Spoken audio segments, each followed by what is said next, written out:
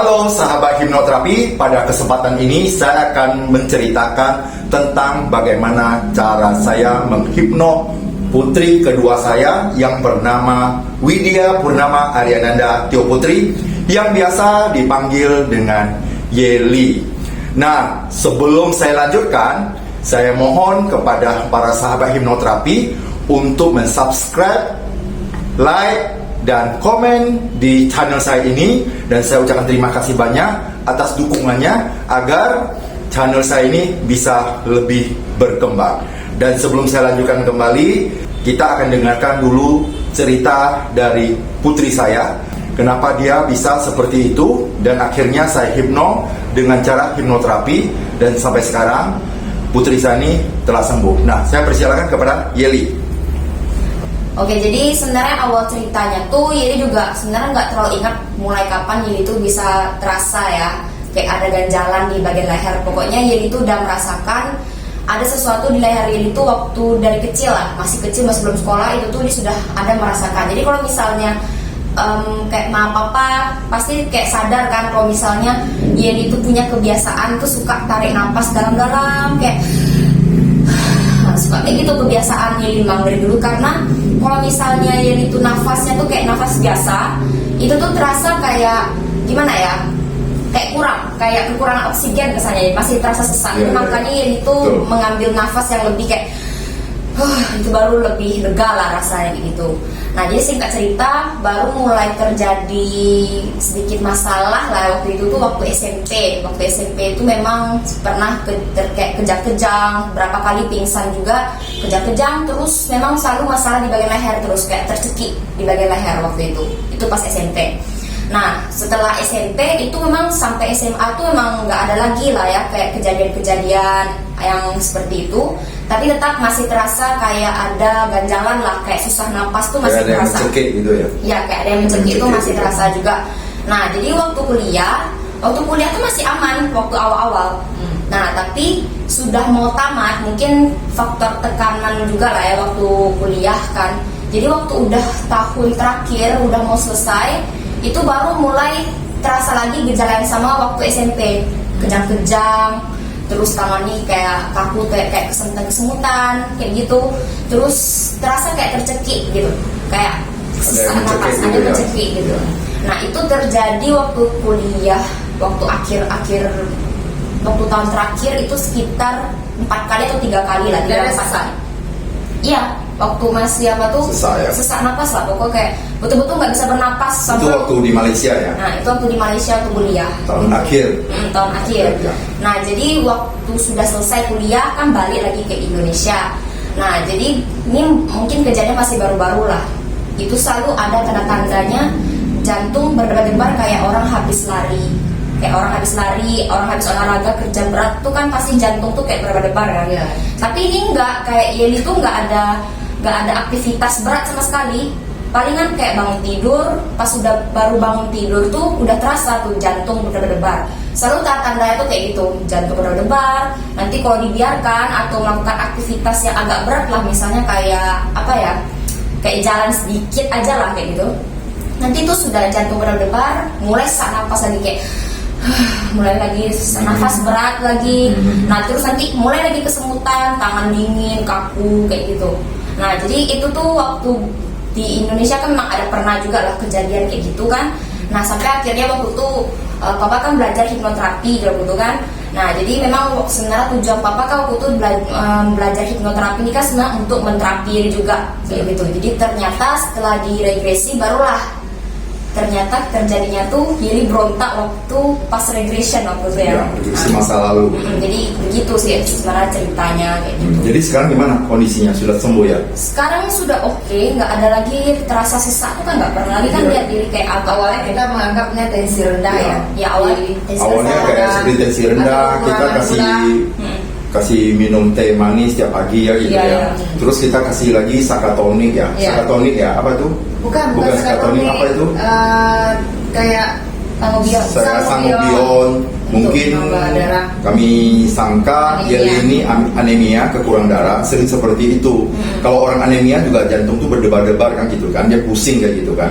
Tapi ketika kita cek tensinya normal. Normal semua. Jadi saya melihat bahwa itu pasti ada sesuatu yang, ada hal yang pasti ada yang salah gitu ya. Jadi tapi memang setelah di hipno waktu itu kan nggak pernah lagi kejadian kayak gitu. Oke. Kayak jantung biasanya tiap bangun pagi pasti ya itu susah bangun lah, nggak pada susah bangun karena kalau dipaksakan gelap ya, bayangan gelap. Terus kalau misalnya Yeli paksakan badan tuh bangun, pasti jantung tuh berdebar lagi, nanti gejalanya sama lagi tuh, kaku lagi, sesak napas lagi kayak gitu. Iya. Tapi sekarang udah nggak pernah lagi. Putri kami ini atau Yeli ini itu sering mengalami hal seperti itu, dan ini sudah pernah kejadian di tahun 2014. Kemudian 2022 itu kembali terjadi lagi ketika putri kami ini masih sebagai mahasiswi di Malaysia pada saat itu. Jadi dia sering video call ke saya, feed call, bahwa sering sekali tangannya dingin, kaku-kaku. Jadi kaku ya, jantung berdebar-debar. Kayak dicekik. Ya, seperti ada yang mencekiknya. Jadi saya menyangka bahwa itu kekurangan zat gula, atau mungkin dia kekurangan darah atau anemia seperti itu. Jadi saya minta dia untuk memakan makanan yang banyak mengandung zat besi.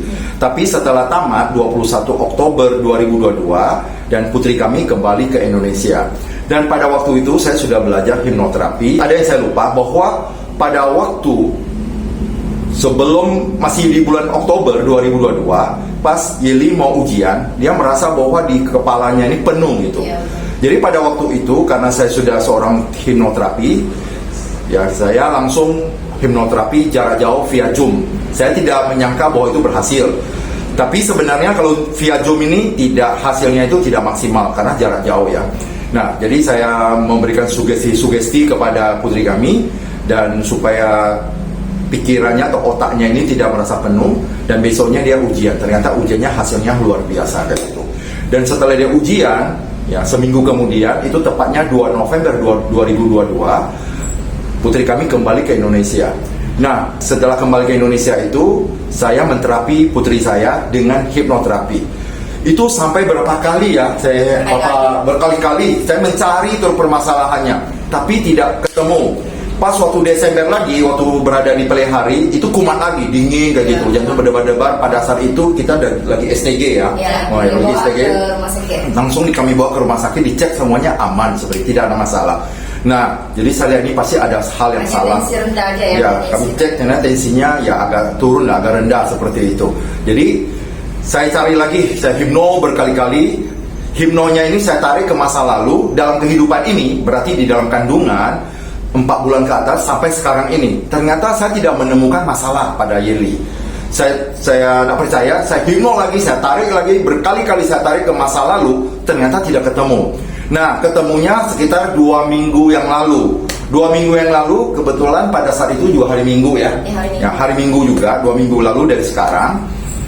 Saya coba menggunakan past life regression atau regresi ke masa lalu. Memang di dalam Buddhisme, kami meyakini bahwa sebelum kehidupan ini, itu ada kehidupan lalu. Past life regression itu kita pergunakan kalau dimulai dari seorang bayi atau janin sebelum 4 bulan. Karena kalau sudah 4 bulan, bayi itu sudah bisa mendengar. Nah, jadi kita sudah bisa regresi, kita sudah bisa menarik usia sampai dalam kandungan setelah lewat dari 4 bulan. Tapi saya cari berkali-kali tidak ketemu. Akhirnya saya menggunakan regresi masa lalu, masa lampau, kehidupan masa lampau. Ternyata pada saat itu Yeli setelah saya regresi, yang dia lihat itu hanya gelap dan tidak dengar apa-apa. Akhirnya saya tanya, itu daerahnya gelap atau terang? Dia bilang gelap, tidak bisa lihat apa-apa. Hangat atau dingin? Dia bilang hangat, berarti Anda mungkin dalam kandungan. Berarti iya, dalam kandungan. Nah, pada saat itu dia merasa sangat sedih sekali, sangat sedih, menangis, teriaknya luar biasa, keras sekali. Itu pas dengan jam 12 malam lagi itu. Untung samping kiri kanan ini rumahnya kosong. Ini kalau ada orang keluar semua, berteriak sekeras-kerasnya karena rasa sedihnya itu. Ternyata itulah inti permasalahannya di dalam kandungan itu. Dan sebelumnya saya lanjutkan, nanti istri saya juga akan bercerita. Itu putri saya ini itu lahir di 1 Oktober 2001. Dan sebelumnya mungkin istri saya paling tahu kenapa bisa terjadi seperti itu. Coba mungkin istri saya akan cerita dulu. Jadi sekitar tahun 2001 saya kan hamil anak kedua, yaitu Yeli. Jadi ketika itu suami saya kan kerja di Perawang. Di Riau gitu. Di Perawang Riau. Jadi karena saya tidak ada yang menjaga, makanya saya masih hamil muda kan? Ya, masih hamil muda ya. Waktu itu jadi saya tinggal di rumah orang tua, yaitu di Padang. Karena jarak yang memisahkan ya, karena kami jauh, saya mungkin merasa sedih, menangis gitu, karena jauh dari suami. Makanya itu terbawa ke putri saya gitu, putri kedua saya. Jadi ketika saya berada di Perawang, istri saya itu mungkin di Padang itu tinggal bersama orang tua. Jadi tinggal bersama orang tua itu tentu agak berbeda ya. Karena saya jauh, dia juga mengkhawatirkan kondisi saya di sana gimana. Jadi sering menangis malam hari, terisak-isak nangisnya. Dan rasa kesedihan itu mungkin tertanam sampai ke jabang bayinya, ya pada janinnya. Karena pada waktu itu istri saya baru hamil muda. Jadi karena hamil muda itu saya takut bahwa di rumah sendiri, maka untuk sementara saya tempatkan dulu di rumah orang tuanya di Padang, Sumatera Barat. Nah, kita lanjutkan. Ternyata permasalahan itu dimulai dari dia kecil. Saya sering melihat Ili sering gini. Oh, ternyata dia merasa ada yang mencekiknya dan di sini ada ganjalan di leher itu. Karena masih kecil, Yeli belum bisa menyampaikan kepada kami. Dan ini terus berlalu sampai kami dari Tembilahan waktu itu kami pindah ke Kalimantan. Di Kalimantan itu tahun 2014 itu waktu di SMP, itu ada satu peristiwa di sana di mana tangannya, badannya itu kejang-kejang dan susah bernafas. Dan saya bolak-balik Kapuas karena saya kerja di Kuala Kapuas di Kalteng, saya harus ke Banjarmasin karena tinggalnya di Banjarmasin. Nah, akhirnya bolak-balik, ya saya heran juga apa sih peristiwa. Bawa ke dokter sih tidak ada masalah apa-apa, aman aja. Nah, terus gitu, akhirnya sembuh ya, dan beberapa saat kemudian sembuh. Dan itu berjalan sampai tamat SMA tidak ada masalah. Kemudian putri saya ini melanjutkan pendidikannya ke Malaysia di bagian arsitektur. Dan awal-awal ke sana juga tidak ada masalah sih sebenarnya.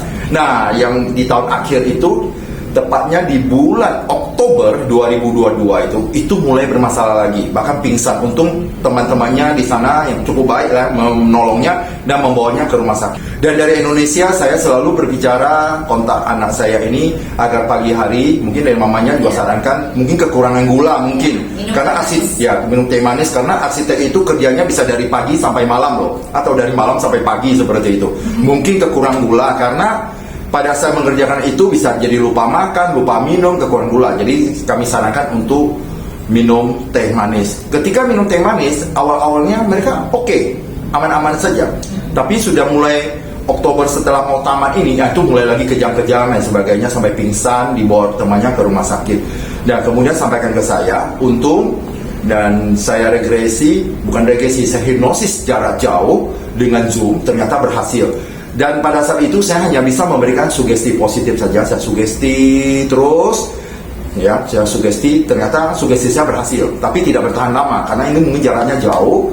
Dan setelah dia ujian, dan aman sampai ujian selesai, sampai tanggal 21 Oktober selesai.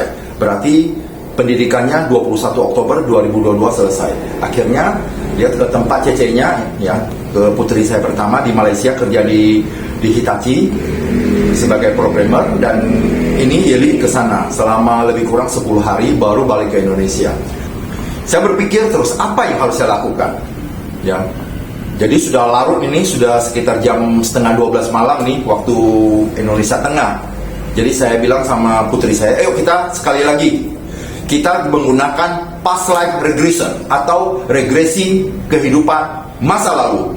Nah, saya regresilah dengan menggunakan sistem lorong waktu, ya, menggunakan lorong waktu. Ketika dia sampai hitungan ke-1, dia buka pintunya di lorong waktu itu, dia masuk ke kehidupannya masa lalu. Ternyata kehidupan masa lalunya itu juga di dalam kandungan mamanya sebelum 4 bulan. Artinya bisa bulan 1, ya, bulan pertama sampai sebelum bulan ke-4. Nah, pada saat itu janin itu belum bisa melihat dan belum bisa mendengar.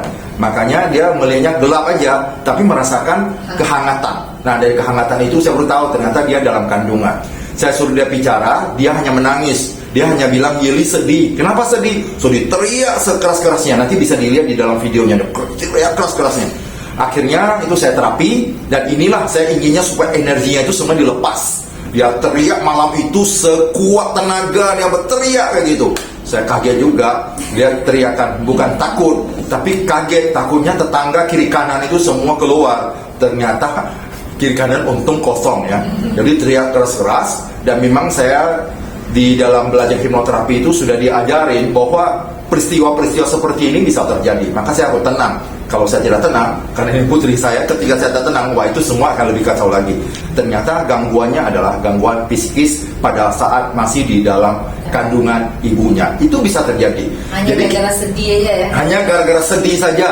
Karena jauh dari suami, sedih tiap hari menangis-menangis, ternyata kena ke putri kami yang kedua. Dan merasa nangis tuh kita tahan gitu. Ya tahan. Jadi berarti istrinya menahan ya, supaya orang nggak tahu dia menangis. Ternyata tahan dan menangis inilah yang terasa dicekik gitu, yang mencekik lehernya ini. Itu sudah lama ternyata. Akhirnya saya pergi belajar hipnoterapi. Salah satu hal yang adalah untuk menerapi putri saya. Salah satu hal yang utama yang mendorong saya sampai belajar hipnoterapi itu adalah untuk menerapi putri saya. Selain itu saya juga menjadikan sebagai profesi. Nah, itulah yang cerita mengenai bagaimana kondisi putri kami setelah saya hipno. Sampai saat ini dia sudah aman, tidak terasa lagi ada yang mencekiknya itu.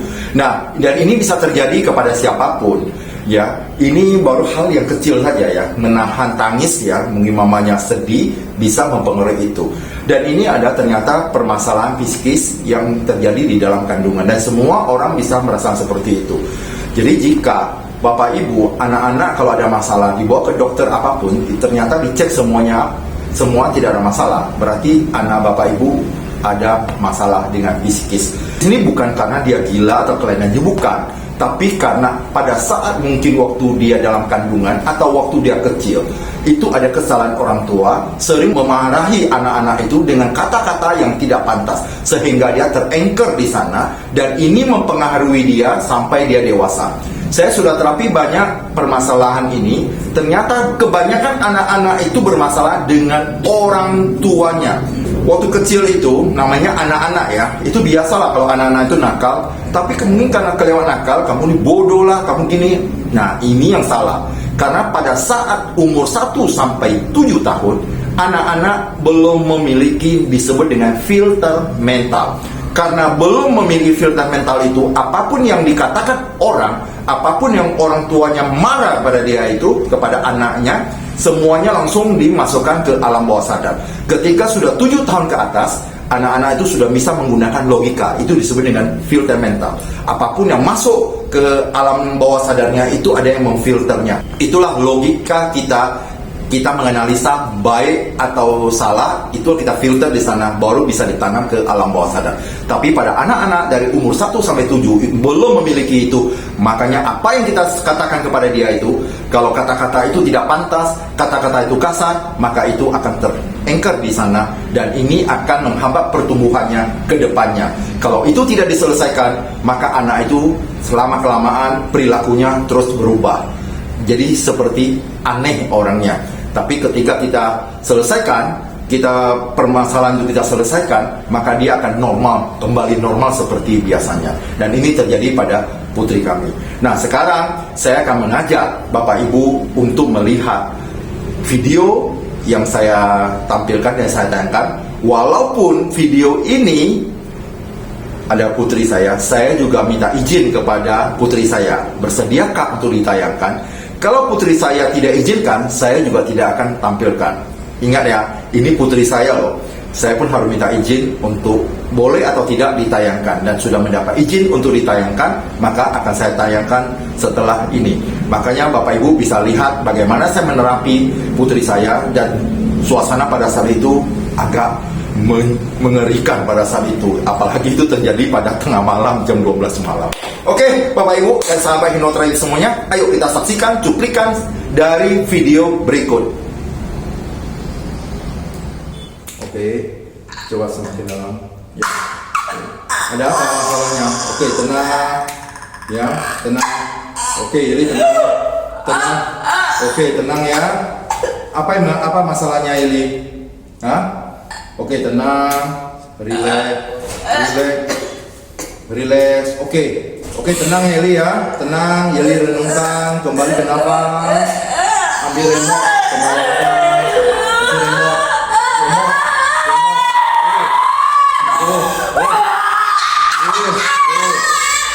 Kasih remote. Oke, remote.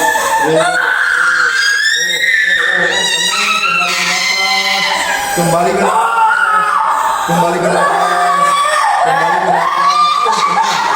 ke nafas. Kembali ke nafas. Sadar. Ini ya. Kembali ke nafas. Tenang.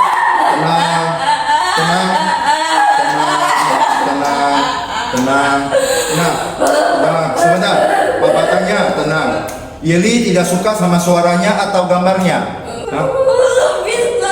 Nah, sekarang ini ada remote Yeli lihat semua peristiwa itu di depan Yeli, oke? Ya, semua energi itu dikeluarkan, oke? Semakin tenang, oke, tenang. Sekarang ini ada remote, ya, tenang ya. Ini ada remote, tenang, Yeli tenang. Papa hitung sampai 3, Yeli tenang. 1, 2, 3, tenang. Nah, sekarang ini ada remote Yeli ya. Semua gambar-gambar Yeli fokuskan di depan itu ada sebuah televisi. Ya, itu bergambar mengenai semua permasalahan Yeli yang Yeli nampak semua. Apa yang membuat Yeli sedih itu karena apa? Nah, membuat Yeli sedih itu karena gambar, karena suara, atau karena faktor lain?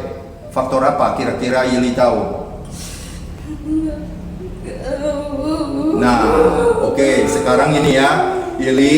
Sekarang ini di depan Yeli itu adalah sebuah televisi, ya. Di sana ada gambar semua peristiwa Yeli dan suaranya. Sekarang Yeli, ya, sekarang suaranya itu Yeli nolkan. Cepat, nolkan suaranya, cepat tekan. Nolkan suaranya, nolkan dulu suaranya, nolkan semua suaranya. Dan gambarnya itu dijadikan hitam putih. Cepat, gambarnya dijadikan hitam putih. Iya, hitam putih. Dan sekarang gambarnya Yeli hapus, delete. Semua sakit-sakit Yeli itu Yeli hapus semuanya, peristiwa-peristiwa itu. Iya, semua dihapus. Oke, dihapus ya. Dan suaranya sudah dinolkan ya, dinolkan semuanya suaranya. Dan sekarang gambarnya itu sudah Yeli hapus, kemudian televisi itu Yeli matikan. Dan semua masa lalu Yeli itu semua selesai, dan Yeli maafkan semua peristiwa di masa lalu, dan pada saat itu juga mereka memaafkan Yeli, dan Yeli lepaskan semua peristiwa-peristiwa itu yang membuat Yeli sedih. Semuanya itu dilepaskan karena itu adalah sebuah realita. Oke, sekarang Yeli matikan TV-nya. Buang langsung apanya? Matikan TV-nya. Buang langsung remote-nya. Ayo, buang remote-nya. Iya, bagus. Dan semua permasalahan Yeli selesai. Dan di leher Yeli, di kepala Yeli, dan di dada Yeli semuanya sembuh. Semua energi negatif sudah Yeli keluarkan, dan semua sudah sembuh. Dan Yeli semakin tenang, semakin rileks, semakin tenang, semakin rileks. Yeli tidur dalam waktu 3 menit, dan 3 menit itu sama dengan 8 jam. Sangat tenang, rilekskan pikiran, perasaan dan batin, semakin tenang, dan tidur 3 menit sama dengan 8 jam. Baik, para sahabat hipnoterapi, mungkin ini Bapak Ibu dan sahabat semuanya sudah menonton video tadi, dan begitulah kondisi kehidupan kita sebagai manusia. Dan saya ucapkan terima kasih atas perhatian Bapak Ibu semuanya. Semoga Bapak Ibu semua dalam keadaan sehat, sukses dan bahagia, dan terima kasih atas dukungannya. Luar biasa. Yeah.